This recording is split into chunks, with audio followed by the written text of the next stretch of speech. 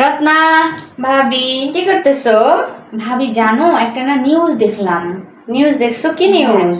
নিউজে দেখলাম কি জানো, সৃজিত আছে না, ওই যে মিথিলার বর বাংলাদেশের। হ্যাঁ হ্যাঁ হ্যাঁ, তো সৃজিত না বাসায় নাকি সাপ পোষে।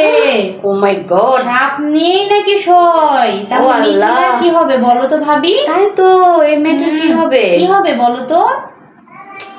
মিথিলা অবশ্য আমি শুনছিলাম ও বেশি একটা থাকে না সৃজিতের সাথে, এই কারণে। হ্যাঁ হ্যাঁ, এই কারণেই তাহলে অন্য বাসায় থাকে।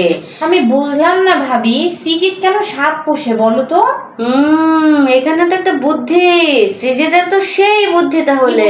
ভাবি আরে ইদানিং তো এমনিতেই শোনা যাচ্ছে যে সৃজিত আর মিথিলার নাকি বিচ্ছেদ হয়ে যাচ্ছে। তাই? হ্যাঁ, এই তো দেখ সৃজিত কত বুদ্ধি, সাপ পোষে, দেখো পলিটিক্স। আচ্ছা, মানে যদিও সাপ পোষে, সাপ নিয়ে ঘুমায়, এমনিতে তো মিথিলা চলে যাবে, কারণ এরকম একটা ভয়ঙ্কর জিনিসের সাথে কে থাকবে? হ্যাঁ, তো মিথিলা ধর অন্য বাসায় থাকে, অন্য বাসায় ভাড়া নিয়ে। আর এই সৃজিতের বুদ্ধি হলো মিথিলাকে তারায়া অন্য বান্ধবী নিয়ে এসে বাসায় থাকে। একদম ঠিক বলছো ভাবি, এটাই আসলে এটাই হইছে। আর এখন তো শুনতেছি স্বস্তিকার সাথে নাকি লটর পটর। সত্যি? আল্লাহ, কি অবস্থা! তাহলে বুঝো।